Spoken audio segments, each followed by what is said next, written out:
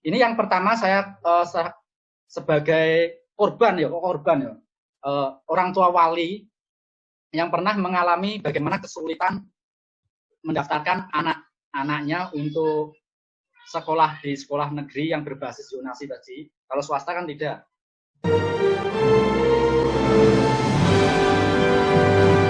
Iya, selamat sore semuanya. Assalamualaikum warahmatullahi wabarakatuh. Uh, saya ini kalah janji. Tadi saya sebetulnya janjian sama anak saya untuk ngantar ke dokter hewan. Ada kucing liar yang sakit, kemudian saya janjian sama dokter hewan. Tapi Gus Lukni Maulana ngontak saya untuk coba memberi sedikit testimoni tentang PPDB, penerimaan peserta didik baru. Maka saya sudah menyediakan diri. Saya ada di Semarang dan sebetulnya ini tidak saya tidak terlalu menyalahkan sebuah sistem, karena sistem penerimaan peserta didik baru, sekarang istilahnya PPDB, dulu PRB, penerimaan murid baru, kemudian apalagi istilah itu selalu berganti, tapi selalu menimbulkan kegaduhan, selalu ada kerumitan-kerumitan, selalu ada masalah, dan itu sangat fundamental. Masalah-masalah itu tidak pernah terselesaikan. Termasuk misalnya tahun lalu itu ada siswa miskin, surat miskin, kemudian yang dulu pertama kali zonasi juga titip kakak dan seterusnya. Saya ingin bercerita sedikit saja. Ketika saya dulu kecil, saya itu mendaftarkan SMP, SMA, itu cari sendiri. Sistemnya masih manual. Saya cari sendiri, otomatis menambah jam terbang saya untuk bergaul, untuk menjelajah ke sana kemari.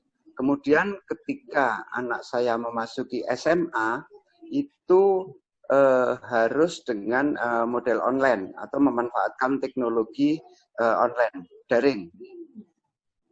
Dalam hal penguasaan teknologi daring atau online ini, saya dengan anak saya yang generasinya udah generasi alfa, sudah bukan milenial lagi, tapi pasca atau post milenial, itu jelas lebih menguasai anak saya dalam hal teknologi. Tetapi kenapa untuk mendaftar online saja justru orang tua yang harus repot, justru orang tua yang harus ribet, tidak bisa anak mendaftarkan sendiri. Artinya apa? Satu, sistem itu tidak didesain ramah penggunaan untuk anak, sehingga anak tidak bisa mandiri. Ini di sini Dignas barangkali tidak bisa disalahkan, karena Dignas juga user atau pengguna. Justru yang merancang sistem itu mungkin tahun ini Telkom ya. Itu yang kenapa tidak merancang yang bisa dilakukan oleh anak itu sendiri. Itu yang pertama. Kemudian yang kedua antisipasi masuknya antisipasi pembuatan akun. Untuk masuk pendaftaran itu harus ada kita harus membuat akun itu dulu. Tetapi akun tidak bisa digunakan ketika rame-rame atau bareng-bareng. Artinya akses ke situ itu sudah dibatasi oleh si pengguna. Mengapa begitu? Tentu saja ini berkaitan dengan pembiayaan. Saya tidak tahu alasannya apa, tetapi yang jelas anggaran setiap tahun, anggaran pendidikan, penerimaan peserta didik baru negeri ya, itu yang diselenggarakan oleh negara, itu selalu bertambah. Apalagi ada 20% alokasi APBN, didukung APBD provinsi, didukung APBD pemerintah kabupaten maupun kota. Jadi menjadi aneh. Itu yang kedua. Ketika akun sudah jadi, setelah berjuang sampai berjam-jam, ini pengalaman saya, mulai jam 8 pagi sampai jam 3 siang, 3 sore, itu akun belum bisa dibuat. Artinya memang tidak tidak didesain untuk mudah. Nah, yang kedua setelah akun jadi, ini ke depan barangkali bisa untuk akun itu bisa dibuat terus bagaimana kita menggunakan atau membuat akun-akun toko online itu. Itu sebetulnya bisa seperti itu, sedangkan nanti pada saat pendaftaran baru dilakukan serempak. Nah, kemudian yang ketiga, ketika akun itu sudah jadi, kita mau mendaftar. Berbagai macam dokumen kita siapkan dan seterusnya. Ternyata memang ada pemberlakuan yang kakak harus ya sekurang-kurangnya 1 tahun. Ini menjadi persoalan bagi orang-orang atau manusia seperti saya yang mungkin di Indonesia itu ya kurang bermanfaat ya.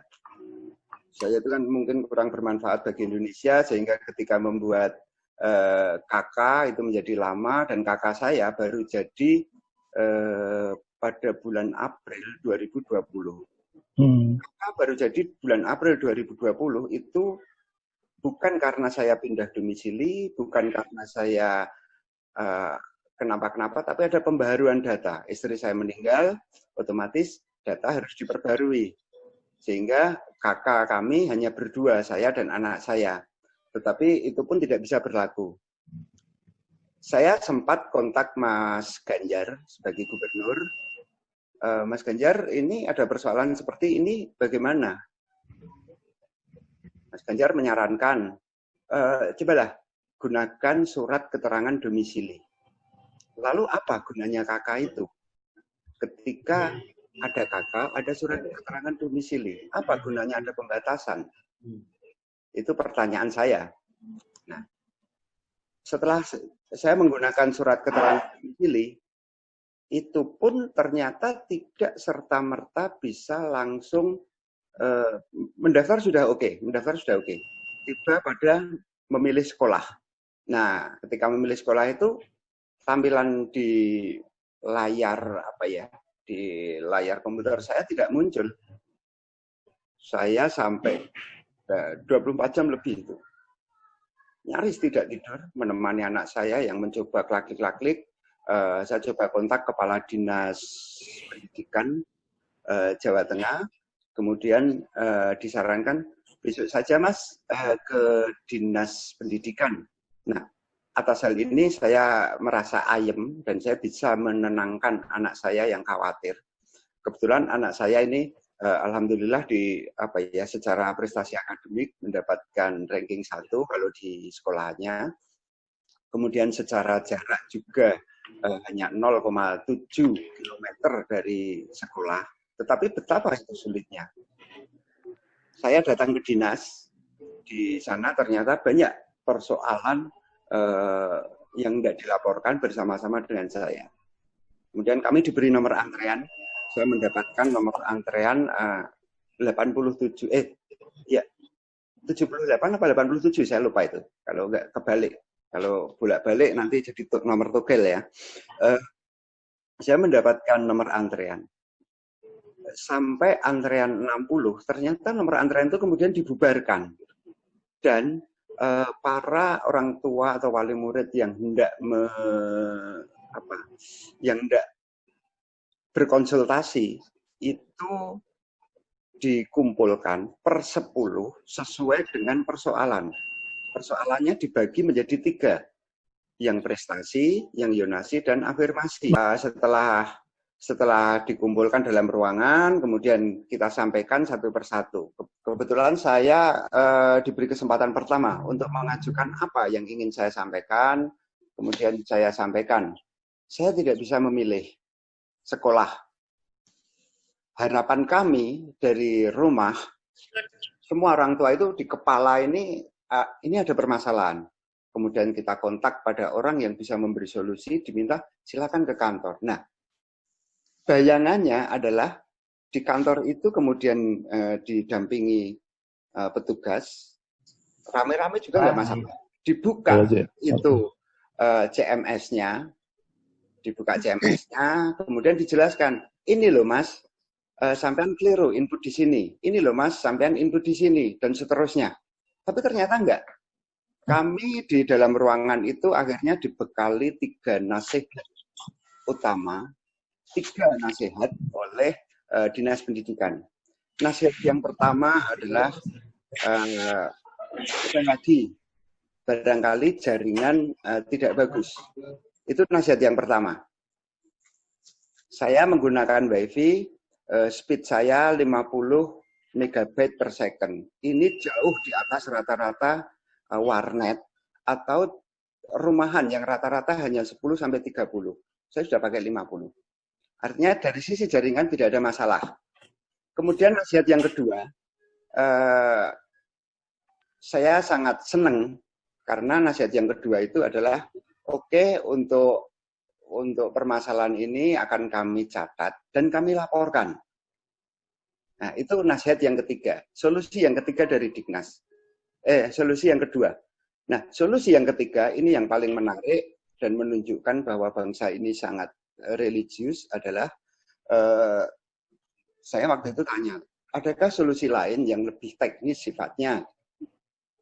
Mereka menyebut, atau Dignas itu menyebut, sabar dan banyak berdoa saja, Mas. Nah, itu yang saya alami.